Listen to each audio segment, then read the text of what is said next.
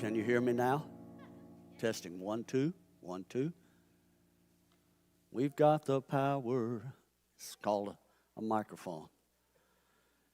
I truly am excited about what I was doing at Remnant Manna United. I'd be the first one to tell you that I do not believe that we have cornered the market entirely on revelation regarding the end times. I will preface what I'm going to share this afternoon. I want to qualify that by making sure that you understand that I believe wholeheartedly, and I confess it publicly, I am not an authority on the subject that I'm going to share with you this afternoon. I am not.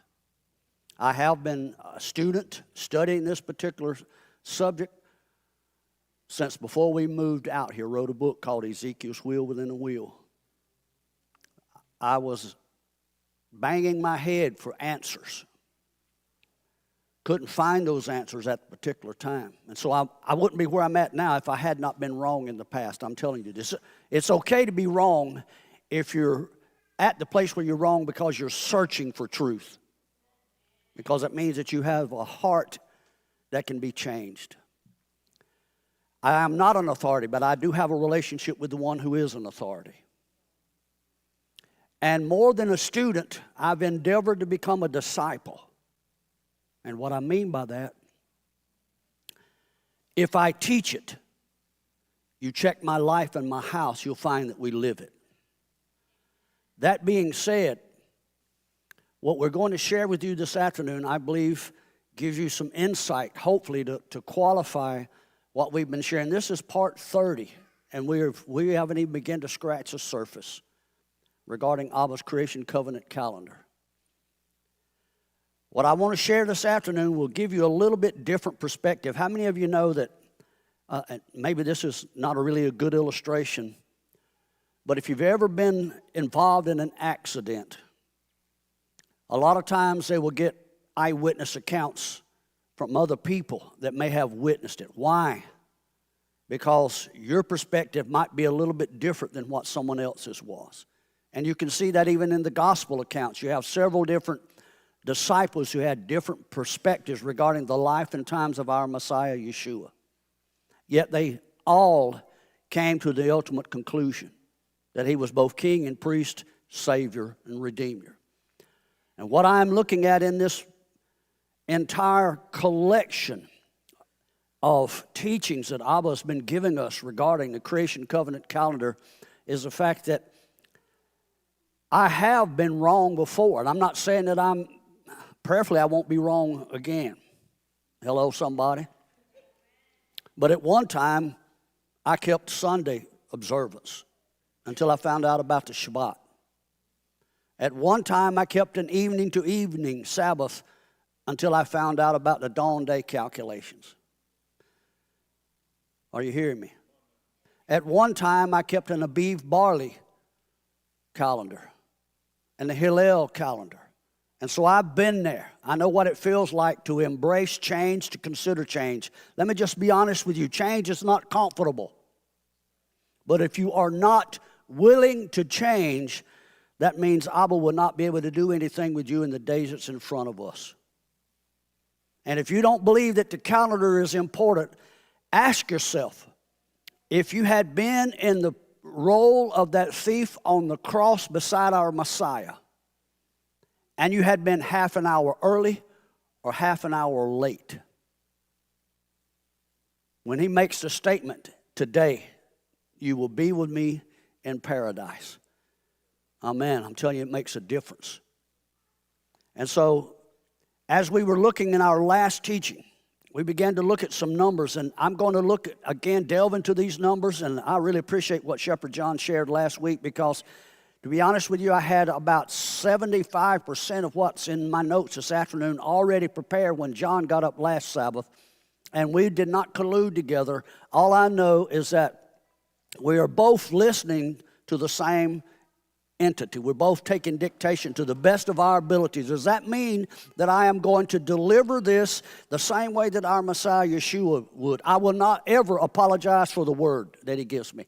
I will sometimes have to apologize for my delivery because I am not perfect. But I am telling you that I believe that we're hearing from Elohim. And I believe that this is cutting edge stuff. And I believe it so much so that my entire house has been conformed to this teaching. My wife, my children, my grandchildren, my great-grandchildren, and I'm sharing it with you as a congregation. That's how I am so consumed with what I'm sharing. I don't want to minimize it. I want to give credit where credit is due. In fact, a good friend of ours, Todd, when he first shared this with me, this was a couple of months before Tim and Charlene and I had a Zoom meeting. Brittany, she can probably remember. I looked at it, I said, wow, that's good stuff. But I wrote a book. That made me an expert, an authority. I wrote a book, Ezekiel's Will, and I couldn't find the answer then. I don't think these folks got it now. I sat down, but I was willing to listen. I sat down. And when I heard, I said, oh my goodness, here's the key. And so you may have the key given to you this afternoon. So please, if you're listening online, if you're in this house, and you take exception to some of the things I'm saying, I challenge you, please don't take my word for it as the ultimate authority. You have a responsibility, according to 2 Timothy 2:15, to study to show yourself approved unto Yah. You can throw stones and sticks at me, and you can come against what I'm saying, but if you have not studied this subject yourself, then what right do you have to accuse? Okay? And so the reason I'm sharing this is because I want you to get this. I want us all to be on the same page, because the days in front of us are going to be fraught with difficulty. And we call ourselves brothers and sisters, and we're supposed to be unified. But I've studied unity for a long time, and you've heard me share the story, and it's my house, and so I don't have to look at the clock. When Brenda and I first got married, my wife comes from a different culture than what I do. We're both from the South, both as country as a corn cob, but she's black, I was white. And there were some things, y'all probably just noticed that. There's some things that she did that because of the way she was raised, I didn't understand it, couldn't embrace it, and so I figured, give me 6 months. I'm an A-type personality. I believe I can influence you and change you. And so I figured, give me 6 months, and she will be a female copy of me. And so I worked hard. I worked hard. I was just trying to knock off her rough edges and fit her into my mold. And one day the Holy Spirit spoke to me, just like I'm chatting with you this afternoon. He said, why don't you spend that time working on yourself? Now, I had a list of stuff that was wrong with Brenda. And so I started praying. I said, okay, maybe it's because she's just too difficult to deal with, so I'll focus on me. I'm easy. I can correct my faults in a short period of time, and then I'll get back to dealing with her. I began to pray. Father began to speak to me about things in my life, things that had been grandfathered down to me, generational curses, family things that were intrinsic to me alone, and I began to pray and to work on those. And you know what? A miracle took place. In less than 6 months, most of her problems disappeared. Do you understand why? Because I was willing to look at me and consider the fact I might be wrong, okay? And so what I want to do, I want to focus, like I have for the last several weeks, on who I believe the original counterfeiter of the calendar was. The last time we were up here, we looked at some genealogical framework that launched what I believe this counterfeiter's most potent weapon is currently, and I believe it's the false calendars. The one that's preeminent among all of the false calendars is the Enoch-Zadok calendar of 364 days. We're going to dig into that. Okay, we're going to dig into that. We looked at Cain, the son that you see born out of his loins in Genesis chapter 4, his firstborn. He deliberately, now again, you have to understand the ancients realized things that you and I have forgotten. They understood how powerful names are. Names are prophetic. Sometimes I just pick up a newspaper and I look at birth announcements. And I look at those birth announcements and I see what these folks today are calling, what they're naming their children, and there's absolutely no basis for that. I'm thinking, my goodness, don't you understand that you're prophesying nothing over your family, over your children, and yet you find sometimes children being named certain things. And I say, oh my goodness, don't you understand how powerful names are? Well, the ancients did. And so if Cain names his son Hanok, which literally means, embodies the personification of one who is a teacher, that means that he's prophesied over his son. His son's going to be teaching something. This is the counterfeit now, okay? Juxtaposed to the counterfeit is in Genesis chapter 5, the great-grandfather of Noah. Now, if you go back and look at it, we begin to address that mirror-like example between chapter 5 and chapter 4 in Genesis. And you can see the seed of Adam listed here. And I also like to kind of look at it more than the seed of Adam as it was the seed of the woman, which was prophesied in Genesis chapter 3:15. And you see that juxtaposed to the lineage of the serpent, out of whom the chapter 4 lineage of Cain was propagated. Are you with me thus far? Now, before we go any further, it is my wholehearted opinion as a student for the last number of years, and I don't believe that there's any room for argument. And some people will argue with a bowling ball. And so I'll just throw that out. The ancients understood the prophetic action displayed in naming. Whether that name was a noun, person, place, or thing, or a number. You and I have lost the understanding that numbers are also names, okay? Numbers are names. Say that with me. Numbers are names. History records that whatever or whomever was assigned a name or a number, and you're going to see that in the lineage of Noah's great-grandfather. Whoever was assigned that name or number has to fulfill the covenantal declaration that's assigned to, that's literally inside, because initially man propagated, released seed by his word. Now, if you understand today that I can do a DNA test and you can find out who my children are because of the seed that physically issues out of my loins, the same thing can be said regarding the way that man was originally created to propagate. Adam and Eve, in my personal opinion, literally could release seed, conceive children, and produce children without having to go through the physical mechanism that you see after the fall. And so they understood, when I named my son this, when I assigned this name to this individual, he is going to walk under that covenantal declaration. He's going to fulfill that, or else he will rebel. If he rebels, then he will have to. His life then becomes one where it's built upon a forgery and the rebellion that a forgery produces. Do you see that? Now, we called attention to this point last time in order to disprove the fact that regarding the idea that Noah's great-grandfather also called Enoch. Did you hear that? Again, it's not a coincidence that in the lineage of Noah, there's the seventh from Adam called Hanok.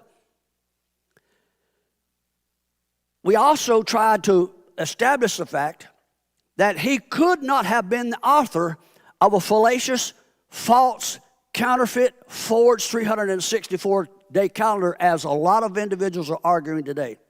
In fact, we pointed to who I believe could have been the original counterfeiter of that, the son of Cain, also known as Enoch, as a perpetuator of the lie. And so I want to kind of segue into this teaching this afternoon by setting the stage, reminding you of what I shared last time. And I want to follow that teaching with a little bit more evidence to support our viewpoint and hopefully eliminate righteous Enoch from ever being considered as a proponent endorsing a 364-day calendar. Now, again, this is my opinion. It's my contention that righteous Enoch could not, would not, did not, never would embrace the 364-day calendars. Therefore, one of two things had to have happened, in my opinion, for us to get to the place where we are today, where the book of Enoch out of the Qumran caves is being considered as a viable source for a calendar that is juxtaposed to the 360-day calendar. One, it had to have been, like I established last time, it had to have been written by the counterfeit Cain's son called Enoch. Or number two, listen to me carefully, righteous Enoch and his words were taken to write this book. Now, again, Shepherd John touched on this briefly last time when he was up teaching. I am not saying that Enoch himself penned what is found in the Qumran caves. I am saying that they could have taken his words and attributed those words to him and put them in a book form. And the dates tell you that it was probably around 200-something BCE, before the Common Era. Now, if that's the case, those words were supposedly given to him in a scroll by the angel Uriel. And if that's the case, it's my opinion, if righteous Enoch you can attribute the book of Enoch, today's book of Enoch, are y'all with me, to righteous Enoch, then it's my opinion that lies were deliberately inserted by the ones that found the Dead Sea Scrolls or the ones that translated the Dead Sea Scrolls in order to perpetuate the original counterfeit's lineage, the serpent seed, and his agenda. Now, why would I say that? Well, first of all, if you study the book of Enoch, and I want to lay this foundation right here, I suggest to you, leave the book of Enoch alone if you don't have a solid foundation in the Torah. Leave every extra biblical work alone if you don't have a solid foundation in the Torah. If you don't have access to a good concordance, any kind of a biblical dictionary where you can take what's written in the King James English and go back to the original language, then you need to find yourself someone who has that ability so that you can dig through the fluff and get down to the truth. Are you hearing me? Now, since the book of Enoch today, and I'm using this simply because he speaks quite a bit about the Melchizedek priesthood and the Melchizedek order. If that is the case, then I contend the Melchizedek order and the priesthood associated with that order were the administrators of the original Creation Covenant Calendar, 360 days. Therefore, if righteous Enoch is supposed to have written this and he's embracing the Melchizedek order, he could not be accused of a 364-day calendar and be truthful. Do you hear me? If you go back and look at the estimated dates of that book, the historical evidence says somewhere around 175 before the Common Era. And it's my opinion that it's highly plausible. Listen to me, because if you study history, now again, you don't need to be going and study history to get your biblical information if you don't have a solid foundation in the Torah. Are you hearing me? The reason that a lot of people go out and look at these extra biblical works is because they are exciting. Especially the quote-unquote book of Enoch, because it's all about watchers and Nephilim. One of my good friends has spent most of his time recently talking about the watchers and the Nephilim, and I'm thinking, wait just a second, that's okay, that's his niche. But what you need to go back and understand, if you don't have a fundamental understanding of the Torah, you won't grasp at these same watchers and Nephilim. In fact, Jude talks about them being reserved unto judgment until the great day. Listen to me. If you go back and look at that in the Greek language, it tells you that those watchers that have been kept in bondage, they're going to be released in the days in front of us. And they're going to be used as instruments. You can argue with me if you want to. They're going to be used as instruments to prod and to go. More than likely, they will be part of that group called the hunters that's going to get you out of the cracks and crevices where you fled to. Are you listening to me? Now, it's my opinion that it very well could be that the 364-day calendar was inserted by those who were opposing a lunar solar calendar, a Roman Julian calendar, as well as the Melchizedek 360-day Creation Covenant Calendar, in what is known today collectively as the calendar wars. Listen to me, we're already in the throes of another calendar war. World War II was not called World War II until after the fact. World War I was not called World War I until after the fact. I'm telling you, we're in the midst of the greatest crises, in my opinion, that the body of Messiah has ever faced. Because this calendar, what calendar you agree to, what calendar you adhere to, what calendar you follow, will determine what priesthood you're going to embrace and what temple you're going to celebrate yourself and what sacrifice you acknowledge has cleansed the temples, the portals of this house right here. Say amen. principal among the adherents were the Zadokite priests, whom I contend would have embraced. Why do you think they're called Zadokite? Why do you think, and I've taught this before, but why do you think King David, when he goes in and takes the area known today as Jerusalem, why do you think he appoints an individual called Zadok? Why would he have been called Zadok? Again, names understood in that time were prophetic.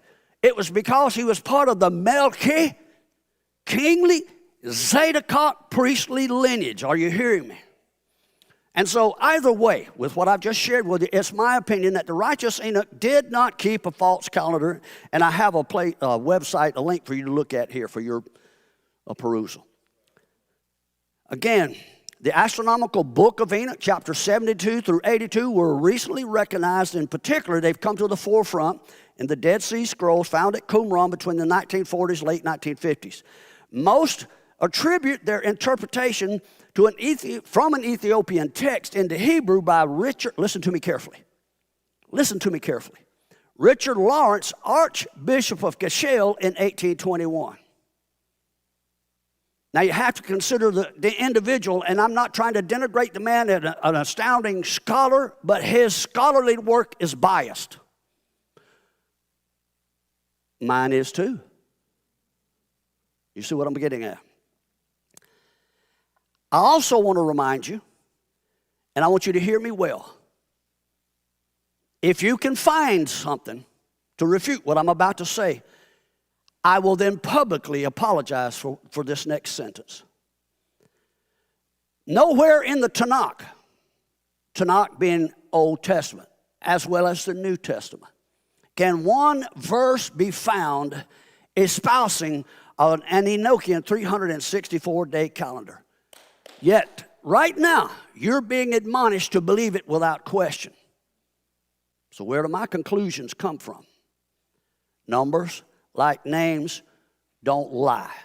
However, it is the choice of the one who is the recipient of the name or the number to act accordingly. Oh, numbers don't mean anything. How many of you in this house are firstborn?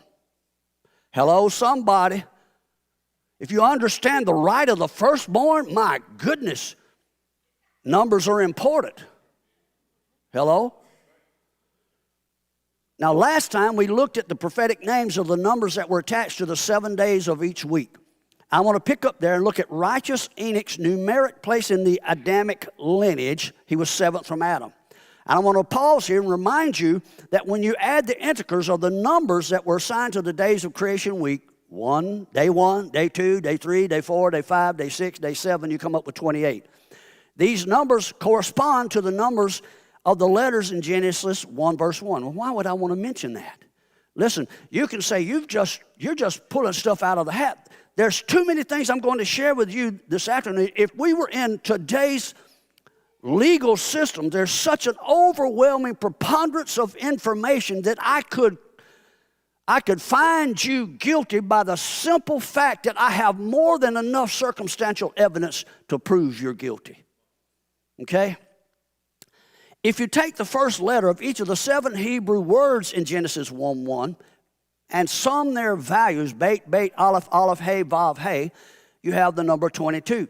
Dividing 22 by the number of words in this verse yields 22/7, from which you get 3.145. Why is that significant? Why does that have to do anything with what I'm sharing with you this afternoon? I'm trying to establish the fact numbers and names are interchangeable.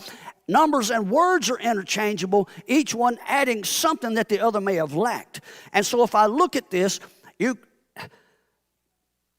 the ratio of first letter totals to word count does not, like this here, does not occur in any other verse in the Tanakh. And you have to ask, oh, that's simply a coincidence. Is it a coincidence or is it a road sign? Is Yahweh trying to tell you something here in verse 1 about pi being used, the number that is universally known, in my personal opinion, as the DNA thumbprint, the blueprint of creation that's literally ensconced in that number? My goodness, to me it's overwhelming. Again, for evidence sake, I'm excited this afternoon. Y'all pardon me if you can. Hebrew is an alphanumeric language with both the numbers and the letters acknowledged as being interchangeable. So is Greek, by the way. So is English. It's just that we have been disassociated from the understanding, the fundamental understanding of how important numbers are over here on the English side. The Greek is a little bit better, but the Hebrew is powerful. They understand that, so much so that every letter, the Aleph, Beit, Aleph 1, Beit 2, and all the way down to number 22, is recognized as conveying a message in it. Now, the place number of righteous Enoch, seventh from Adam, is so incontrovertibly linked to the sequential order of creation that it is beyond coincidence. He is the seventh from Adam. He's the Sheva, the Shavah. Something about Enoch being the seventh from Adam is connected to the Shabbat. When Yahweh says, my work is consummated, my work is fulfilled, and now I'm going to Shabbat, it's a signet. There's something covenantal being displayed when Abba recognizes that day after the sixth day and puts the number 7 on it. Well, the same thing can be said regarding Enoch, the seventh from Adam. Well, what does history have to say about numbers? Ancient civilizations viewed numbers way differently than you and I. They considered them not as abstract and detached symbols, simple nouns, like we do today, but they viewed numbers as concrete. Listen to me. This blows my mind. And we go back and look at antiquity as, they were really kind of uncivilized. They're really not the thinkers that you and I are.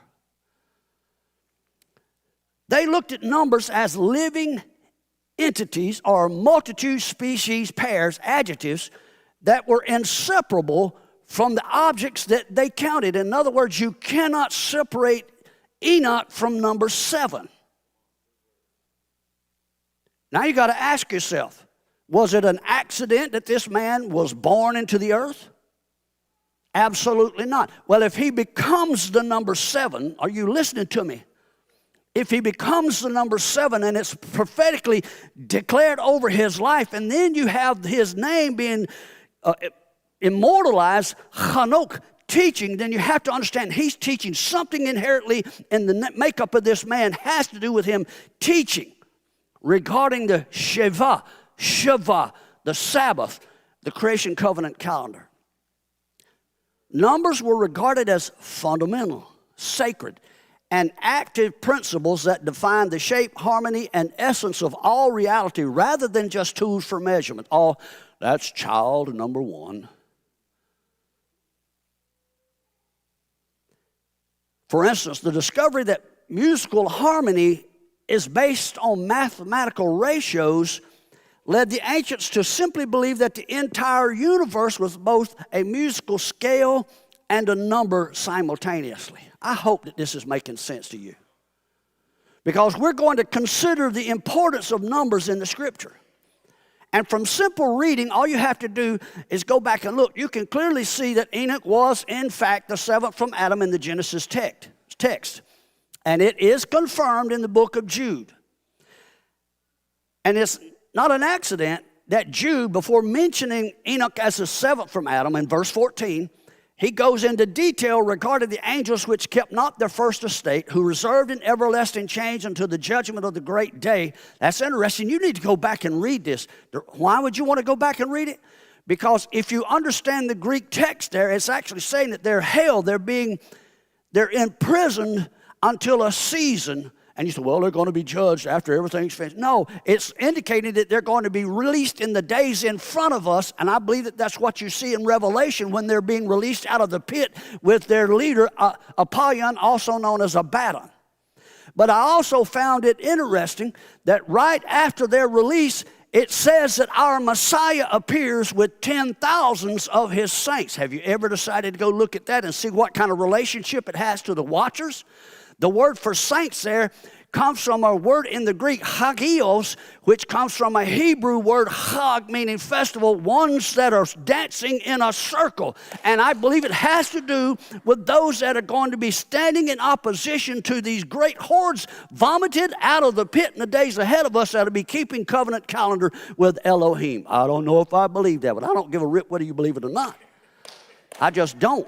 I'm at the point now where I have an obligation to share what I believe that the Scripture's given to me. It can be challenged. Sure it can. I'm willing to admit that I could be wrong. I may be wrong. I wouldn't be where I'm at today if I had not been wrong. But listen to me. This stuff is important. Turn to your neighbor and tell them, I got to get this.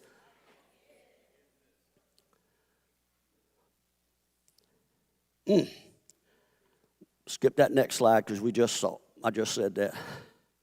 Why would Jude call attention to the seventh from Adam? Now listen to me. I want you to be careful here because I want to qualify why I have been looking at the book of Enoch. The reason I'm looking at the book of Enoch is because those that are opposing what we're addressing regarding the 360-day calendar point to the book of Enoch as the viable source for embracing the 4-day calendar. Am I right? And so if I want to stand in opposition to or refute what they're looking at, then I need to at least be able to go back and measure this properly. And it is my concern that though Jude quotes what is attributed to the righteous Enoch, do we simply embrace all of the extra biblical works of the day that are also attributed to him, yet are filled with anti-Torah principles?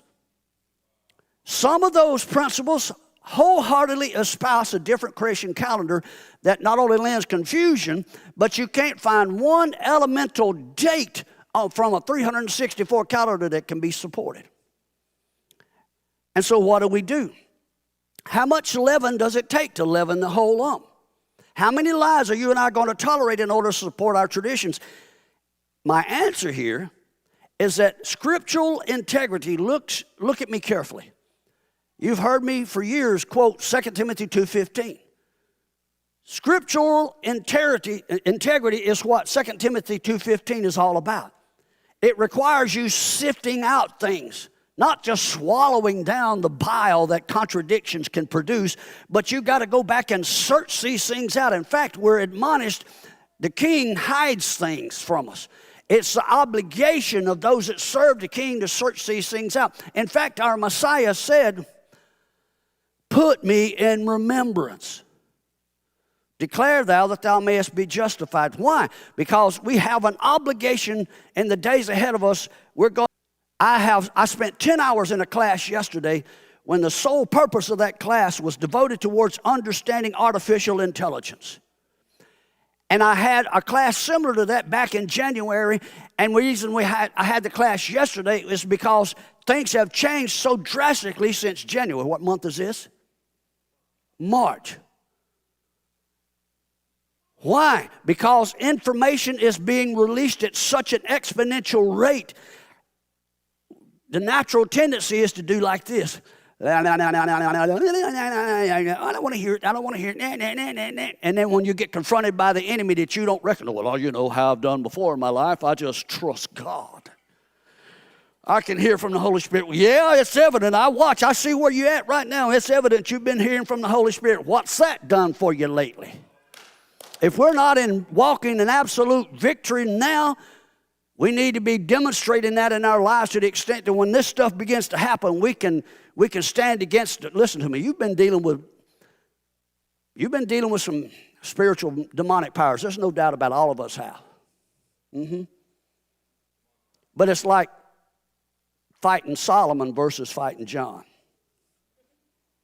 Because the powers that be are about to be released from underneath the bowels of the earth. And we're about to see information escalate, and this information, let me ask you this. Who do you think the enemy is trying to capture? Hello?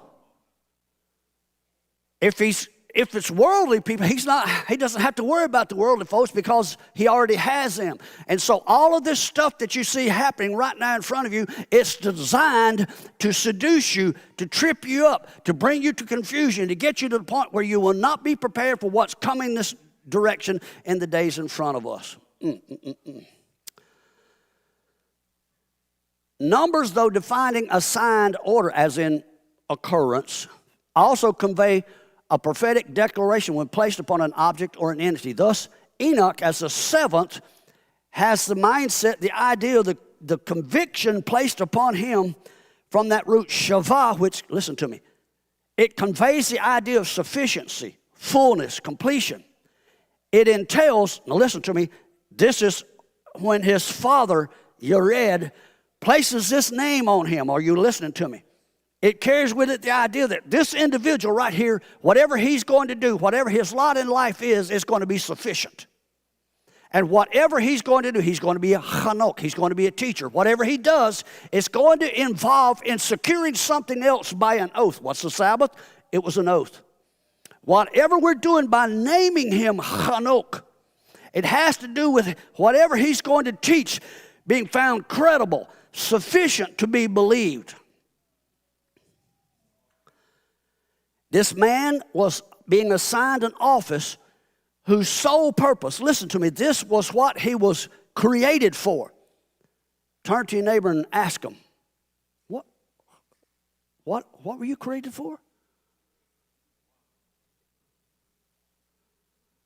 I believe with everything in me, I was born for this day.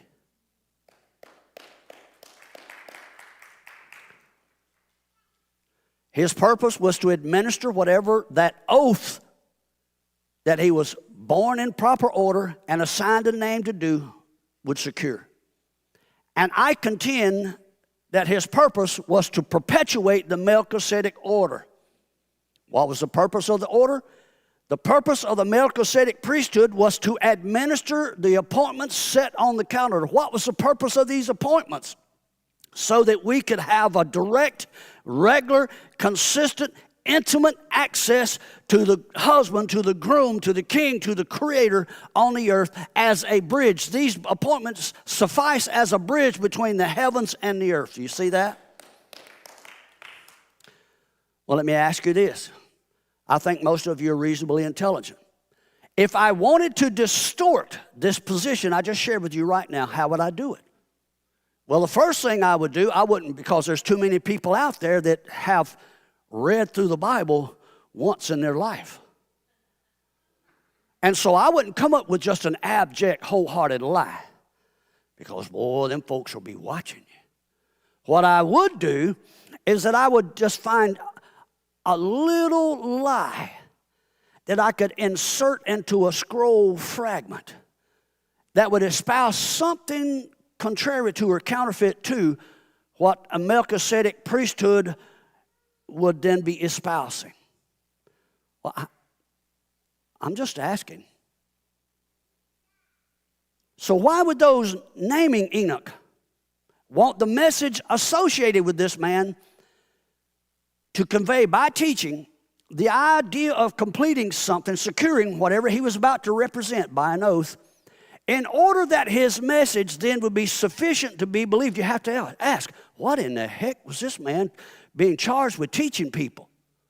This man had a message that is so fundamental and powerful that it is being talked about right now at the closing of the end of this age. So powerful that it preempts what Yeshua referred to that would be occurring at the second coming, as it was in the days of Noah. Well, what happened in the days of Noah? I don't know. Go back and see what Enoch had to say. Now, if it was deemed that important that his life would have to have some kind of an oath attached to it, then it seems to me that it would also have eternal implications. Am I right? I don't know if you're right or not. I ain't really paying attention to you.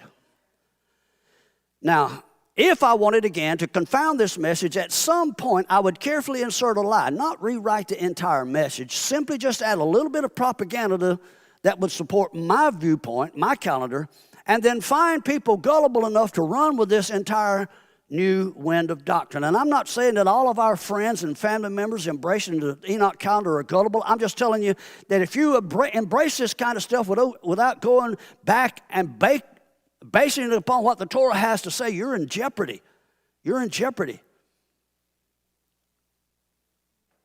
Are they the only ones? Absolutely not. I feel the same about my brothers that are keeping the Sunday. I love them. I know some folks that are observing the Sunday church that love Jesus and live lives that demonstrate that.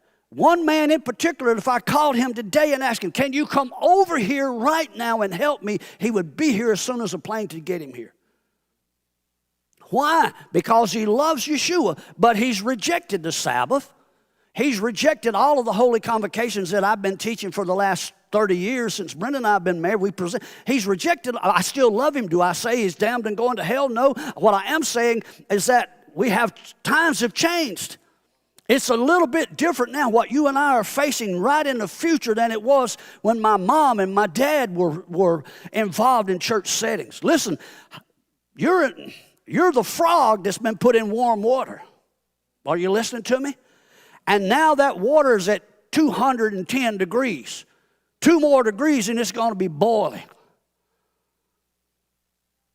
Well, I just don't know if that, you can't trip. Can I be honest with you? I'm pretty sharp. You're just not going to trip me up with just a little lie. I'm just not going to fall for that. Well, can I ask you about your King James Bible? I use the King James Bible to study with every day. The basic salvific redemption message is in there. But did you know that there's intentional, traditional, biased subtleties that have been inserted in your King James Bible to promote an evening-to-evening calendar? The dissolution of the Sabbath. Well, Jesus is my Sabbath. Go back and read Hebrews chapter 4. The replacement of Pesach, Passover, with Easter. A total disregard for anything related to the Melchizedek order, like Shepherd John alluded to last week. We had 20-something years ago, there was a major controversy amongst one of the proponents, leaders in the Messianic Hebrew root community. Take the book of Hebrews out. Why? The book of Hebrews is all about the Melchizedek order. And not only that, your King James Bible has a deliberate expectation of animal sacrifice being reinstituted, and supposing that that's going to suffice for the blood of our King who's already been sacrificed on our behalf, and many more. Am I suggesting that you throw away your King James Bible? Absolutely not. I'm telling you, study to show yourself approved unto Yah, workmen that need not be ashamed, rightly dividing the word of truth. Proverbs 25:2. It's the glory of Yah to conceal a thing, but it's the honor of kings to search the matter out. And I'm just going to tell you, it's not going to hurt the truth for you to search it out. The truth can stand scrutiny. You can look at the truth 100 million ways. In fact, I was in a legal situation in a courtroom years ago. My lawyer told me after I had finished, and it was such a travesty, that the opposing lawyer was asking me things about my personal beliefs. And I'm thinking, oh, this is going to get good. This female lawyer got so mad, there's spit coming out of her mouth. And she's so confounded, she's so upset. The judge has got a gavel, and the judge is he's banging on it. Counselor, get control of yourself. I went and sat back. He told me to go sit down. I go back, and my lawyer said, she asked you so many different questions from so many different ways, because you can repeat the truth under duress, but you can't repeat a lie under duress. And you never argue with an individual in the area of their expertise unless you're equal or better. Yeah. Learned that the hard way. So let me just ask you this. Was it an accident that Enoch is born the 7th from Adam and named accordingly? Remember, Enoch, meaning teaching, is born at a specific time, where whatever he's supposed to do is going to require a declared oath, a sheva, coupled with prophecy later that comes to, prophecy that's fulfilled helps to verify a message. But at the time he's delivering it, we didn't know if it was the truth until we go back in hindsight and look at it. And so after we look at it, we understand it lends credence to his message, and it's universally acknowledged that his message was actually prophesying of the timing of a universal flood and when that time would begin. Anybody want to argue that point? Everybody, all the scholars that I know of go back and looking at Genesis chapter 5 acknowledge that everything that has to do with Genesis chapter 5 and the naming of those individuals there has to do with the prophecy concerning the flood culminating with Methuselah, and when he dies, it comes. So then, to be as prudent as we can, you have to ask yourself, what exactly was he mandated to teach? What precisely, listen, you guys have got to get this stuff. What precisely does the context of Genesis 5 provide us regarding the future events as well as the participants, both of whom were perfectly synchronized because of his teaching? Surely we have to answer again, it had to do with the flood. And so it's my opinion that without hesitation, the flood involves something that was calculated, timed, coordinated, heavenly orchestrated by a 360-day calendar that clearly depicts that event, and no other calendar can or does. Further, in addition to that, is it possible that this same flood, whose specific timing, listen to me, how many of you have ever studied the events of Mabul, the flood? Did you know that the flood is a symbolic picture of the coming introduction of our Messiah into the earth, his death, burial, and subsequent resurrection, how he preserves his people in the interim? That's what the flood's about. This is what Enoch is being charged with. It's prophetically declared based upon the names of those revealed in the lineage there of Genesis 5. But it's also depicted in the same manner as the heavenly patterns, which were the original source of creation's redemption plan. And predictably, those were linked through the flood symbology with the first appearance of our Messiah. In particular, since those same symbols are found typifying all of the events of our Messiah's Passion Week. If that's the case, then, the flood became a prophetic event which speaks to the perfect timing, not only of the flood that we're looking at in hindsight, not only the first coming of our Messiah that we're looking at in hindsight, his death and his resurrection that we're looking at in hindsight, but is that all?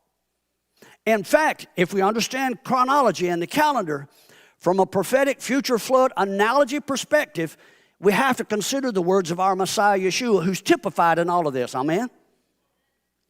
Where he makes the statement, Matthew 24:37, as it was in the days of Noah, so shall it be at the coming of the Son of Man. So he's telling us that this exact scenario regarding this flood will, in the near future, whatever was there to pinpoint the timing of the flood, whatever prophecy was used to pinpoint the timing of the flood, whatever chronological event, whatever chronological source, whatever ordinance was set in motion to time the flood precisely in Genesis chapter 5 will also be used in the days of the coming of the Son of Man, the second time.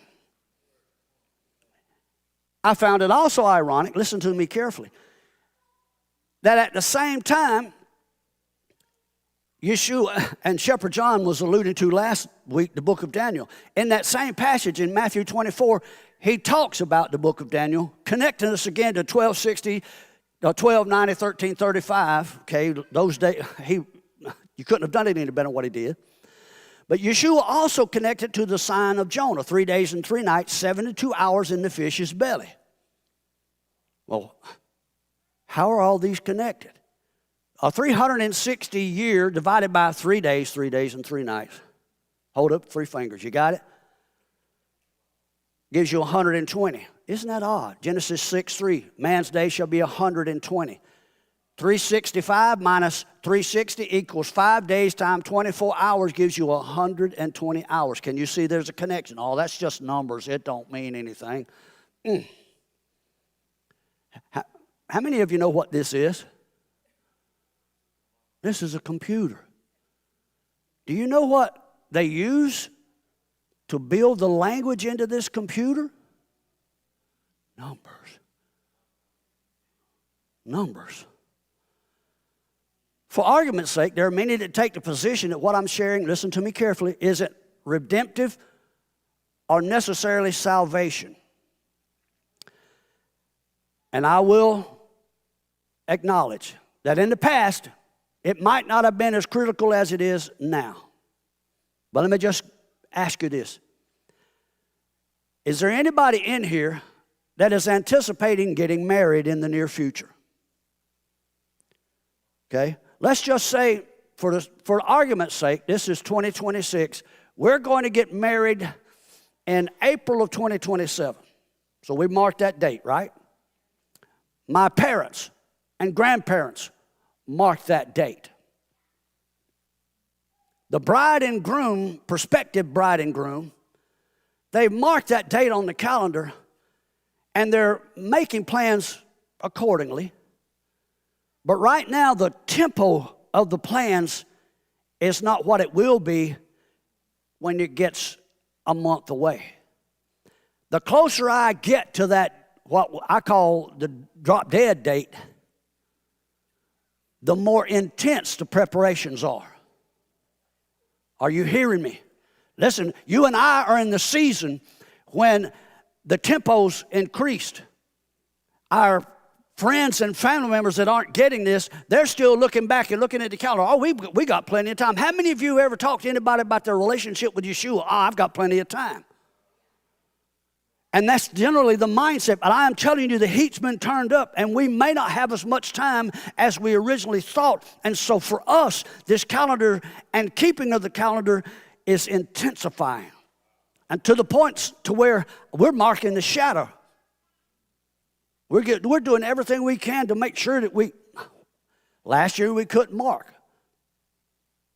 But the fact that we had a group of individuals around the world that were marking the shadow helped us to be able to establish this. And listen, I'm telling you, in the days in front of us, we've got to do I don't know how Abba's going to do this. I do believe this, that there's something going to happen in the near future to shorten the calendar from the current 365.24 year to a 360-day year to make it a little bit easier for marking. Hello? And put us all generally at the same time. Thus, listen to me carefully. I just want to get your attention because I know some of you may get your fur rubbed backwards. Could the difference in our calendar observations point to whom we're intimate with at these set times that we're attending? What? Well, they're just a little bit off. Well, does that little bit really count? I don't. Let's ask. Can we ask the numbers? Is it possible that these same numbers could have also equally prophesied of Adam and Chava? What numbers are we talking about now? The numbers that we're talking about here in Genesis chapter 5. All of the prophetic indications, symbology that is involved in the flood scenario. Is it possible that it could have had something to do prophetically regarding Adam and Chava? And also at the same time hint at the importance of creation's divine appointment. Again, this is for our generation. I don't know how Yahweh's going to deal with the folks back behind us. I don't know how he's going to deal with the folk. That's his business. All I know right now, keeping this covenant calendar is important to me, just like keeping the Sabbath is important to me. And as for me and my house, if you're in my house, you're going to keep it. You're welcome to go. Is it possible that the calendar could also become a matter of life and death to you and I? Food for thought. Food for thought. Numbers don't lie. 364 minus 360 gives you 96 hours. 96 just happens to be the value of a phrase found in Genesis chapter 3, verse 7 regarding Adam and Chava ve'yadu, which is regarding their naked condition, and they knew, and they hid themselves. You mean there could be a connection between the difference between a 364 and a 360-day calendar that would cause some in the days ahead of us to be naked and to hide ourselves? Well, what will we hide ourselves from? Who will we hide ourselves from? And at what specific time did they hide?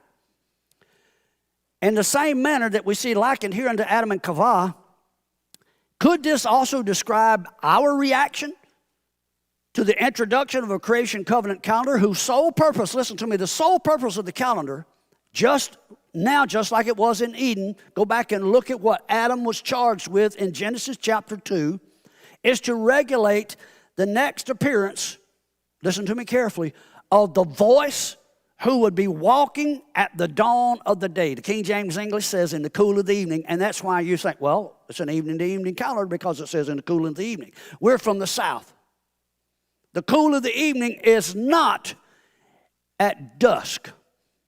In Oregon, in the summertime. The cool of the evening is not at dusk. The cool of the evening is at dawn when the wind begins to ruach, begins to move.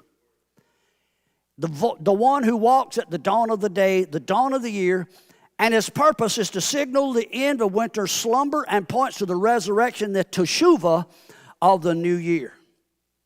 Let's ask the numbers again. And there's a reason why I'm mentioning the appearance of dawn.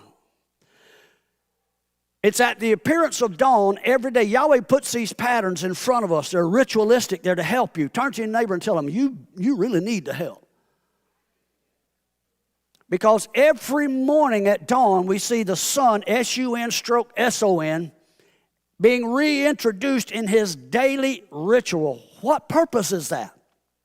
It's because it testifies to the appearance, the redemption plan of creation, specifically the death, burial, and subsequent resurrection of that same S-U-N-S-O-N. And I found it interesting, again, these numbers. The same S-U-N-S-O-N, who in the King James English text in Genesis chapter 1, 14 through 16 is called the greater light. In the Hebrew, it's called Ha-Ma'or Ha-Gadol. You know what the numeric value of that phrase, Ha-Ma'or Ha-Gadol? Don't look up the notes. It just so happens. We're talking about the sun as the Ha-Ma'or Ha-Gadol. Its numeric value is 294, which just happens to be the same as the gematria of Melchizedek.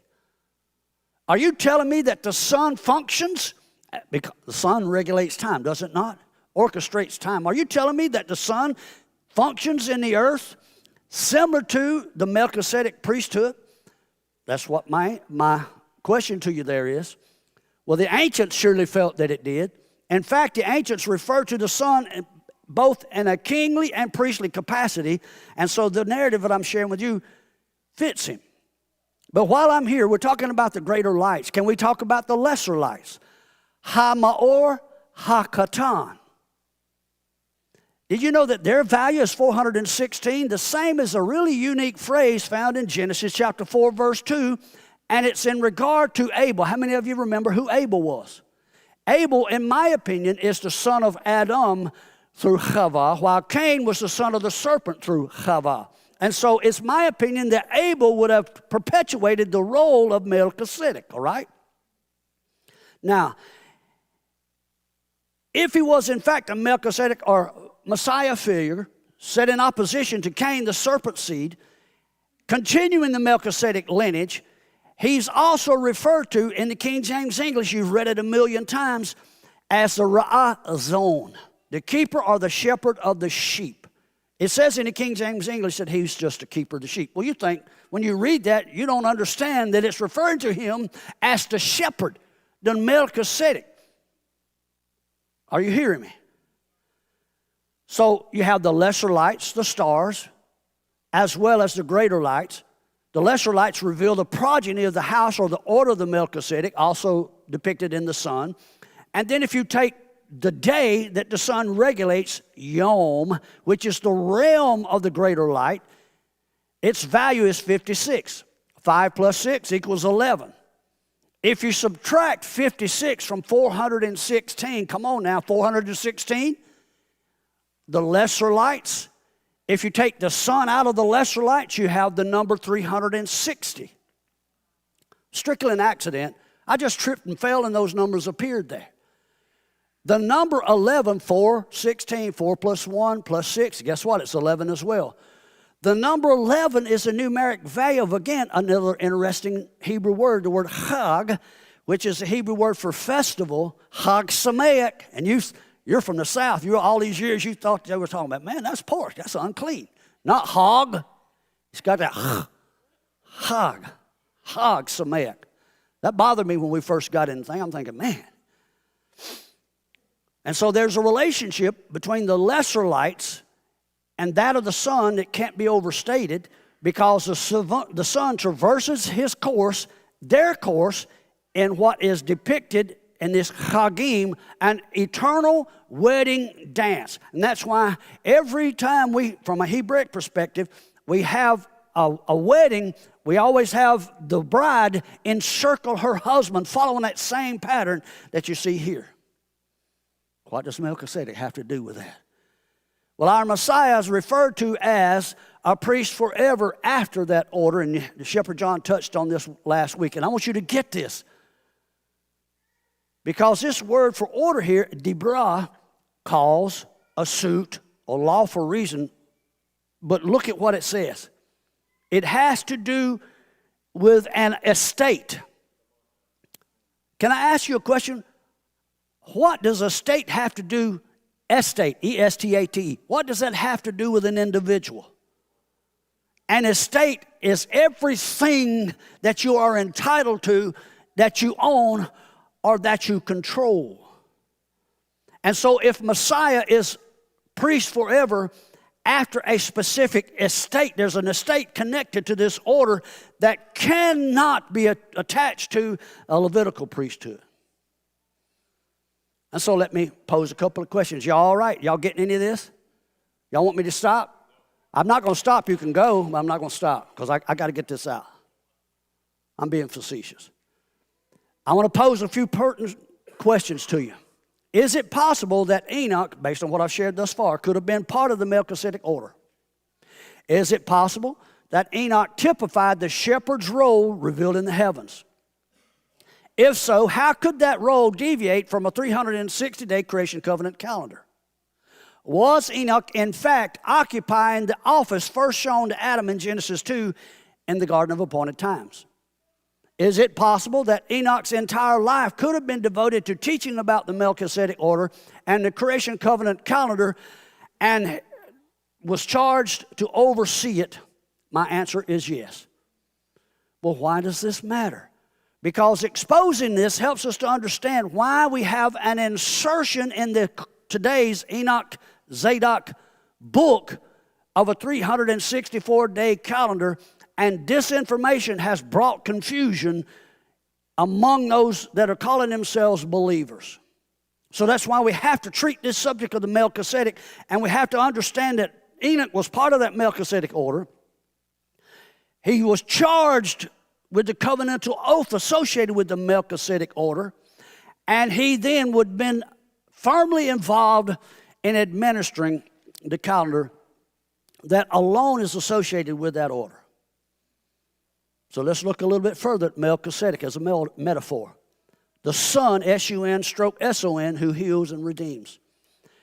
If you go back and look, the ancients believed that the Son, S-U-N, was both healer and redeemer. Remember, they understood that the Son represented our Messiah. Do you realize how the ancients, we relegate them to just being pitifully ignorant, but they had a lot more understanding than what the vast majority of people today that call themselves biblical students. They believed that the Son was both healer and redeemer and worshiped him accordingly. Dawn to them symbolized his being reborn from the waters of chaos, tohu vabohu, waste and desolation, darkness. And it typified him offering himself daily on behalf of the creation. And so the Son then, from the ancient perspective, became the medicine of creation. Listen to me carefully. I'm just using these metaphors to illustrate this. The Son became the medicine of creation, which was dispensed by or administered by the Melchizedek king and priest, who functioned much like a pharmacist, dispensing healing and restoration at prescribed times and increments. That's the core purpose of the 360-day calendar, to restore creation. On the other hand, an evening-to-evening start to the day can never satisfy the plan of redemption. Why? It perpetuates death. How can you say that? Because it's all about the darkness, the tohu vabohu, waste and desolation. It puts emphasis on darkness as a superior power. In addition, without doubt, the priesthood associated with it also officiated over death. Go back and look at the Levitical priesthood. Death could never be defeated underneath the Levitical system, only perpetuated, and the penalty of death would then still remain on the books until such time as one after the order of life, who was both Melchizedek, king and priest, arrived to completely offset the penalty, completely do away with the penalty. Do you see that? Well, let me just ask you this. If you were at one time accused of something that deserved a penalty of death and someone came and pardoned you, why in the world would you then turn around at some point in your life and say, you know, I was actually a bad boy, and I'm just going to go back over here underneath that and receive my penalty? Do you see the point I'm getting at? Why would I want to go back and underneath the system that sacrifices the blood of good and offers the blood of bulls and goats when I know that my redemption has been paid for? While I was sitting there contemplating this, Abba began to speak to me about the testimony of the Son as it was written in the heavens. How the Son, listen to me carefully, I want you to get this. The Son actually served as the blueprint for what we find in Numbers chapter 5. How many of you have ever read Numbers chapter 5? It's the story of a woman who's accused of adultery. Not that she's guilty, she's accused of it. And if she's accused of adultery, there are accusations written against her. The accusations written in the stellar heavens. Those accusations then, on a piece of parchment, commingled with the dust of the tabernacle floor, and living waters poured across that into a glass, and she's made to drink it. If she's guilty, her belly and her thigh rots out. If she's not guilty, she will go on to later conceive and produce seed. Well, in that same fashion, the bride's accusation of adultery was written in the heaven, in the stellar luminaries. And it's commingled with the dust of the tabernacle floor here in the earth, and the living waters there where you see the ruach hovering upon the face of the deep would later be offered to as a cup to the adulterous bride. In the same fashion, the flood of Noah was served to the inhabitants of the earth in the same fashion.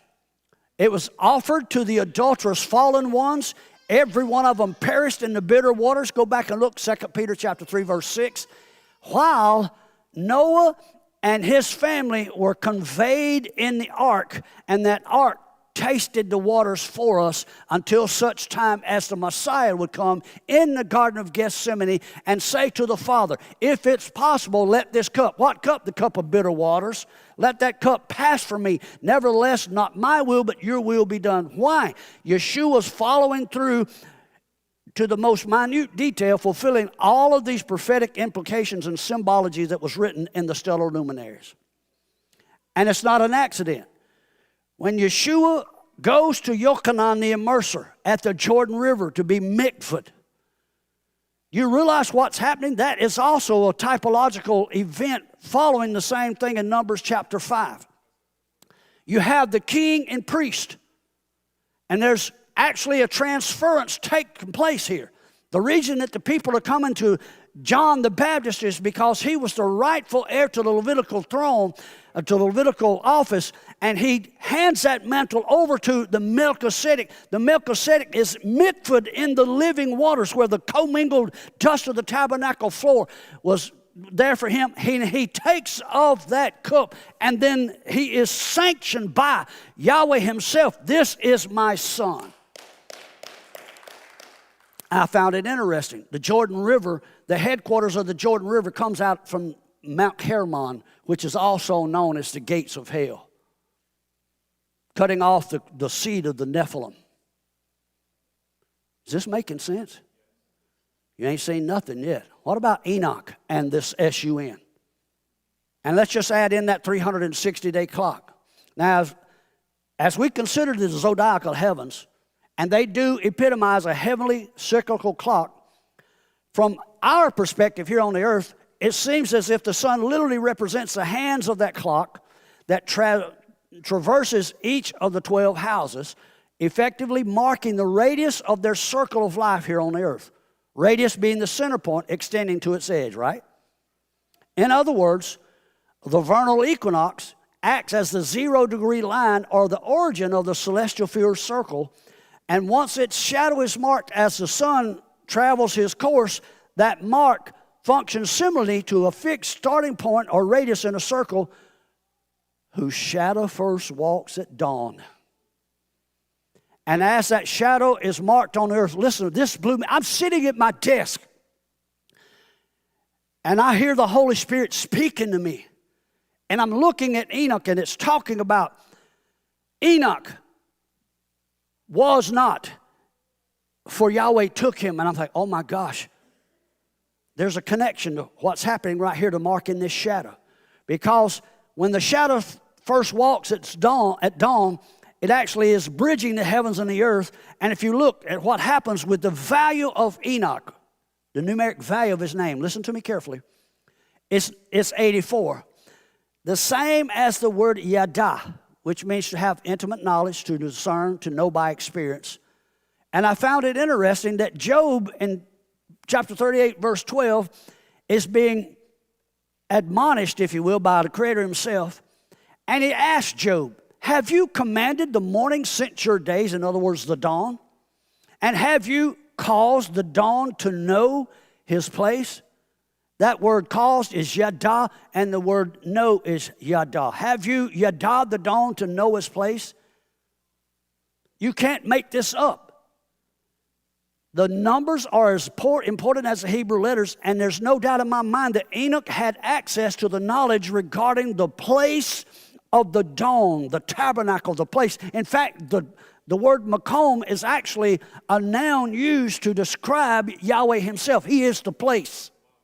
And so dawn, as dawn breaks through the darkness cyclically every day, it's a depiction of our Messiah coming out of the bowels of Sheol and being resurrected. So every time we see that, the dawn, that's why Yahweh's admonishing Job here. Do you understand the purpose of the dawn? It's my opinion that Enoch did. And I said all that to get to this point that I'm about to make. In my opinion, there can be no argument. The calendar, no calendar except the Creation Covenant Calendar of 360 days can pinpoint the exact timing of that flood, which also testifies of the Messiah's death, burial, and resurrection. Listen to me. And it also testifies of what's going to happen in the days in front of us. How can I say that? Even in a 365.24 day year, the vernal equinox casts its shadow, and the following day, and I don't care, there's no room for intercalation here. The following day becomes the starting point of a new cycle. The dawn of a new day. Everything has to fit. Let me just ask you this. Hold up. Y'all look at me for a second. If this is going to fit, and I start my year off, the year is the dawn of a new year. Am I right? You're not going to answer me one way or another because you don't know if it's a trap. Yes, I'm right. It represents the dawn of a new year. That means what was behind us is the night, right? And it follows the same pattern as the day, right? And so if I have the dawn of the day, that means the dawn is what does away with the night, and we have the dawn. Am I right? Well, am I going to set aside that dawn and say, no, wait a second. I got to wait 3 more days before I can actually call this a new day? Did you hear what I just said? That's typically what happens with the intercalation or the adding of days to the Enoch-Zadok calendar. If it doesn't occur on the 4th day of the week, then it doesn't count. They'll wait to start their year. If they cite the shadow and it's today a Shabbat, well, guess what? They don't start the year until Wednesday, the 4th day of the week. So what happens to Sunday, Monday, and Tuesday? Those days aren't counted. And so this allows us to accurately calculate without having to massage the day of the week, the month, or add a leap year. This calendar regulates the circle of life, and it alone, I want to say that again, it alone is administered by the Melchizedek priesthood. Now you know why the Melchizedek priesthood is being taught about, much controversy, and it's because it's simultaneously being mentioned with this Creation Covenant Calendar, as well as this coming third temple that is going to be a counterfeit. You need to understand. Let's look at the Greek text regarding Enoch and Jude. Enoch, the 7th from Adam. Are y'all okay? Can we hang out a little while longer? Now, normally, I look at the Greek, and what I usually do is take it back to the Hebrew, okay? But in this particular instance, when I looked at this in the Greek language, it leapt out at me. And so I got here, sarcastic thing. Surely we won't find any confirmation in the Greek text. Enoch was called the seventh hebdomus from Adam.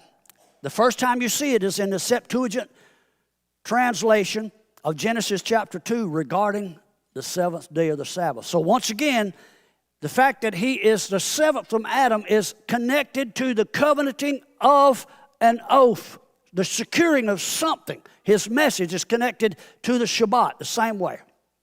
He is the seventh from. Say that with me. From. In Greek, it's the word apo or epo. It's a verb of motion, as in from a place, a separation from a part of a whole. And while I'm here, I want to remind you that Jude would not have been speaking Greek or Elizabethan English. Jude, the brother of our Messiah, he may have known Greek, but he would have been a Hebrew speaker, okay? But even considering that, is it possible that the Greek translators hid something in this prepositional phrase, epo, that we've just kind of browsed over and not seen before? Let's look at it. Epo. By the way, the numeric value of the word epo, 151. The same as the Hebrew word mikvah. Isn't that connected to Genesis chapter 1? Isn't the flood also symbolizing a ritual mikvah, a ritual cleansing? All this is just coincidental. This stuff is just accident that's happening. 151 also happens to be the value of a phrase found in Genesis chapter 7, verse 7. Vayabo Noach ubeno, and Noah went in with his sons. Did you hear that? Noah and his sons went into and were mikvahed into the ark, he who tasted the bitter waters on their behalf.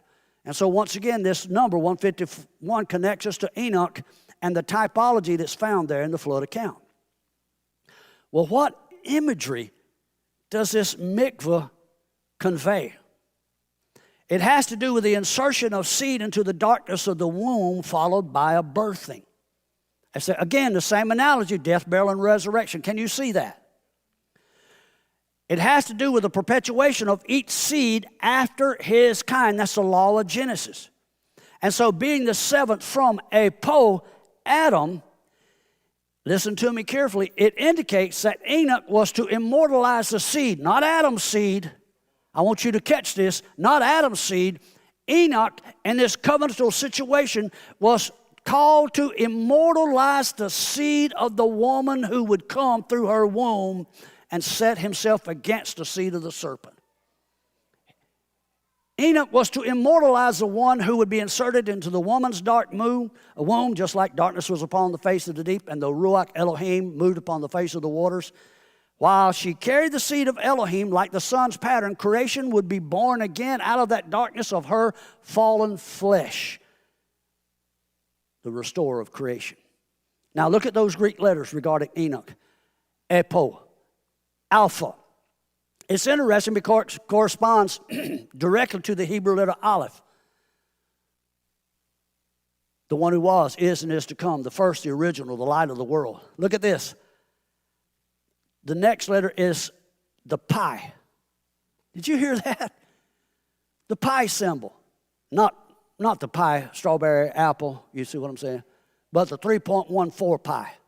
The number that is without doubt the autograph of Elohim. Do you see this? He is the seventh from Adam, and even in the Greek language, it's telling you there's something connecting this one who was and is to come that Enoch's testifying about, and the 3.14 pi thumbprint of creation.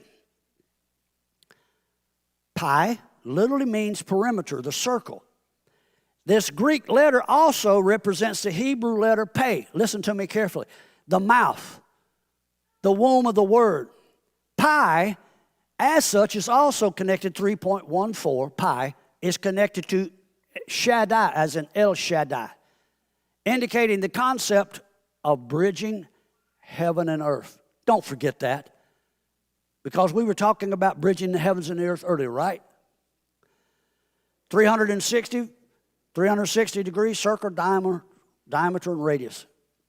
Is it just me, or is it possible that Enoch is teaching the concepts of pi, the circle? The invisible line that bisects every circle is known as its diameter. In sacred geometry and ancient cosmology, it was perceived as a symbolic bridge connecting heaven and earth. Again, coincidence that we're talking about something bridging heaven and earth? Come on now, think about it. Is it feasible, having shared thus far with you, to connect Genesis 5, 23, and 24? And all the days of Enoch were 365 years, and Enoch walked with Elohim, and he was not, for Elohim took him. Where the taking of Enoch is seen fulfilling that concept of bridging heaven and earth. Wouldn't a bridge then connect the heavenly calendar with that of the earth? This is your teaching. Explain it to us. The phrase, "in all the days," as in all the days of Enoch, Ve'yehi kol yami, listen to me, it has a value of 141, the same as lemanenu, after his kind, the law of Genesis. And this again relates to eternal gestational cycles, the laws associated with sowing and reaping, which first pertain to the creation covenant calendar of 360 days. Therefore, the days of Enoch have to follow the law of gestational cycles. 360 days regulates the gestational cycles. Enoch's teaching has to be consistent, listen to me, or he has to be considered as a false prophet. Now watch what follows. Because just like Adam and Chava, the moment we get separated from the calendar, which I believe the calendar could be referred to as the tree of life, the ancient gnomon or shadow marker in Eden, who's going forth, mark the circle of life. When we get separated from it, we're put out of the garden. I don't know if I agree with you. Look at this phrase. Found it for you in Hebrew. Vayishlachu. Have you seen that phrase? Genesis chapter 3, when it talks about Yahweh putting Adam out, shalach, and Elohim sent him forth. Its numeric value, guess what? 365. The root shalach means to send away, but it also indicates to be put away or divorced. And, by the way, 365 is also the value of Isha Nida, an unclean wife or an unclean woman. Yeah, calendars don't really matter. Well, is it possible then that the 365-day year that we're currently adhering to hints at the penalty phase for the adulterous bride, where she's given the cup for a season?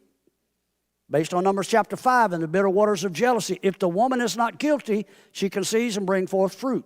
I submit to you that the reason we have an overarching 365-day year now is because it was instituted to call attention to the bride being adulterous until the Messiah drinks the cup on her behalf at his initial coming. And if you go back and study the life of Yeshua, every event from his birth, when he's contending with the lawyers of the day at 12 years old, to everything that has to do with his triumphal entry into Jerusalem, when he was executed, when he was buried, when he was resurrected, when he was lifted up the first fruits, everything fits a 360-day calendar.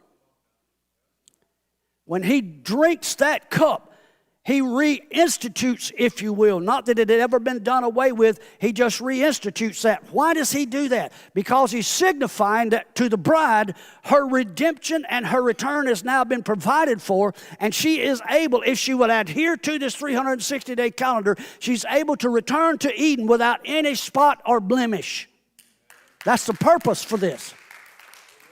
What it's doing, the 360-day calendar is actually restoring her self-esteem. Let me just share this with you. I know far more ladies that suffer from low self-esteem than I do men. And collectively, on a broader scope, all of us, male and female, comprise what's called the body of Messiah. And listen to me, we are suffering from low self-esteem. That's the reason that we are not standing up, dealing with demonic and fallen angelic spirits, setting people free, casting out devils, getting people healed and delivered, because we don't know who we are. We think that we're still in bondage. Yeshua has set us in a place where we can have our self-esteem restored, our right standing restored, and our priestly role. A 365-day or 364-day calculation can never achieve that. Pesky numbers again. There can be no doubt that our Messiah Yeshua is both king and priest, a Melchizedek. But did you also know that he came as Messiah ben Yosef? He came the first time as a suffering servant, right? Like Enoch, I submit to you that Joseph would have functioned in, continued, perpetuated the Melchizedek order. By the way, have you ever looked at the inheritance of Joseph? Which I believe he would have inherited. We're the house of Joseph right now in diaspora. It's the house of Joseph that is actually lifting up the 360-day calendar, not Judah. I'm not trying to be mean, but it's not Judah. Judah's still espousing a Babylonian evening-to-evening lunar calendar. It's the house of Joseph that's raising up this 360-day calendar. Listen to me carefully. Joseph's inheritance lies between Mount Ebal and Mount Gerizim. The numeric values of the two together, guess what? 112 and 260 gives us an interesting connection here because the area between the two is called Shechem. Shechem has a value of 360. If you take Ebal and Gerizim and Joseph, 156, and add them together, when you put Joseph between the mount of blessing and cursing, and he has upon his shoulders, listen to me carefully, he takes upon his shoulders the responsibility of restoring the Melchizedek priesthood and administering the calendar of 360 days accordingly. That numeric value is 528. 528 is one of the ancient solfeggio frequencies that has to do explicitly with miracles and healing. You want to see the miracles restored and returned to the quote-unquote body of Messiah, we have to get into the place where the miracles are being dispensed, where the power is being dispensed. I'm telling you, Abba's about to do. Add the two together, 528 and 360, you have 888, new beginnings. Abba's about to do something. Turn to your neighbor and tell him, I'm in the middle of some new beginnings. Can I show you how all of this fits together? It looks as if I've just been pulling rabbits out of the hat, but I can prove to you that Joseph was on the ark.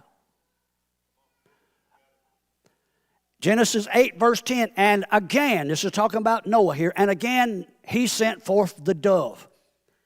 The phrase, and again, in Hebrew is a textual anomaly. It should have been Yasaf. However, it has a vav inserted in it, and it became Joseph. Did you hear that? And then the Hebrew word for dove there is the word Yonah. Is it possible, listen to me carefully, we've been talking about the bitter waters of jealousy. Is it possible that relating to the sign of Jonah here that could also indicate something connecting us again to the bitter waters of jealousy that have to be finished before the Messiah returns as it was in the days of Noah? Listen to me. The earth is going to be drinking from Babylon's cup. Go back and read Revelation. Come out from among her, my people. If you don't come out from among her, you're going to drink of the same cup Babylon's drinking from. That's the cup of bitter waters of jealousy, and it's going to be poured out in the earth like has never been seen. We're going to drink from it if we're not careful. Is it possible that Messiah ben Yosef, also known as Yeshua, called attention to the sign of Jonah specifically to give us some calendar indications? 3 days, 72 hours. 360 times 24 hours, 8,640 hours. Divide that by the 3 days, 72 hours. Guess what? You have that number 120 again. Man is given 120 hours, 20 divided by 24 hours, or 5 days added to the creation calendar. Listen to me. We've been in the fish's belly. Fish's belly is a 365-day calendar. I don't know if I believe that. Go back and look in Jonah chapter 1. I challenge you. Go back and look at the word for fish. It's the word dagah. And it's normally translated as fish because fish move, but the ancient indication of that word had to do with a great vibration, like a multitude. Like if you had a great group of people here, there would be such a vibration in the place. Did you know that armies don't march across old bridges like you'd had back in World War II and subsequently in cadence? Because if they marched in cadence, the vibration would cause bridges to collapse. So vibrations are important. Listen to me carefully.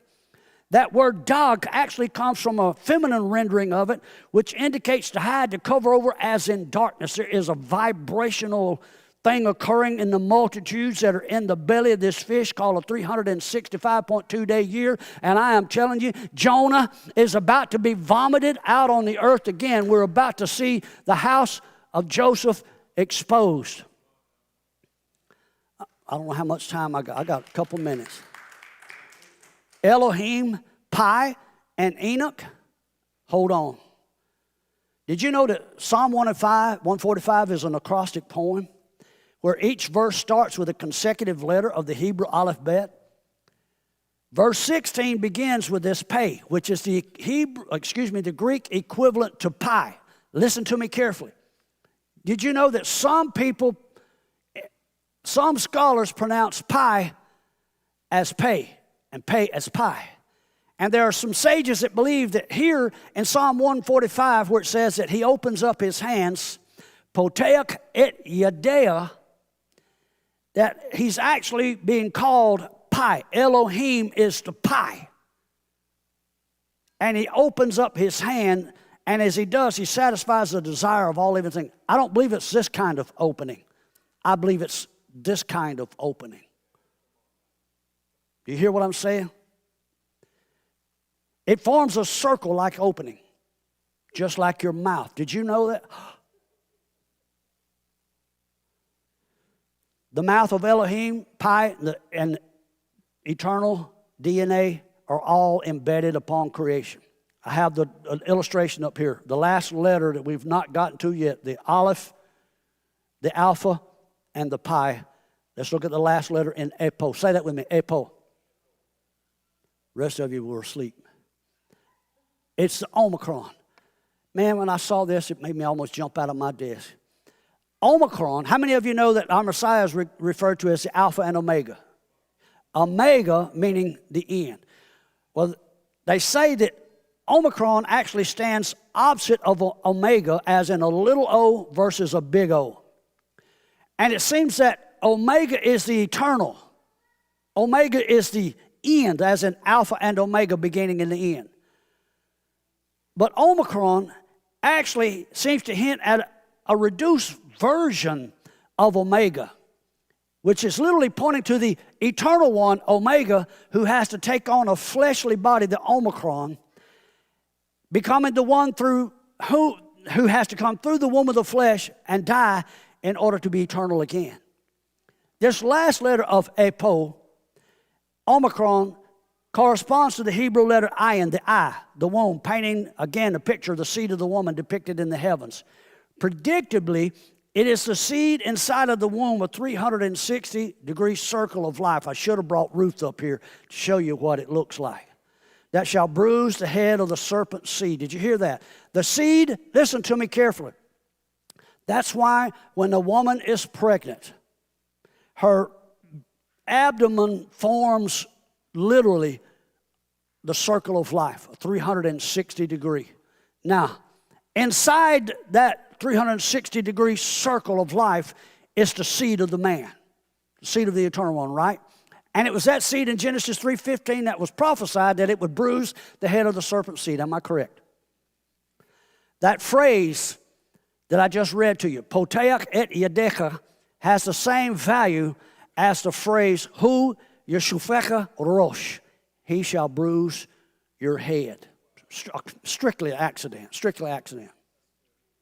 In summation, I believe that Enoch would never have embraced any calendar except that of the Creation Covenant Calendar of 360 days.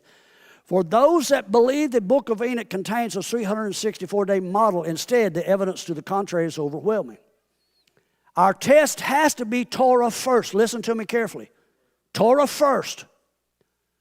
And this may upset some of our church brothers, but you cannot embrace the New Testament as equal to the Torah unless you understand the Torah. You can't do away with the Tanakh or the Torah, the law, or else your New Testament becomes suspect. The Tanakh and the New Testament do that only when scholarly examined apart from obvious and deliberate mistranslations that were asserted into them to promote a biased agenda. The book of Enoch is no different.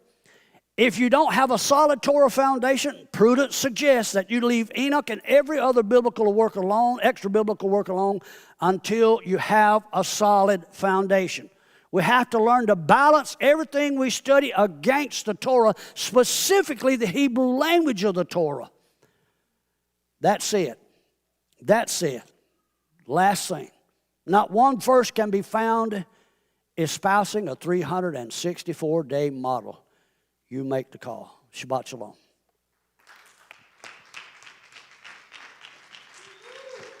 Come on.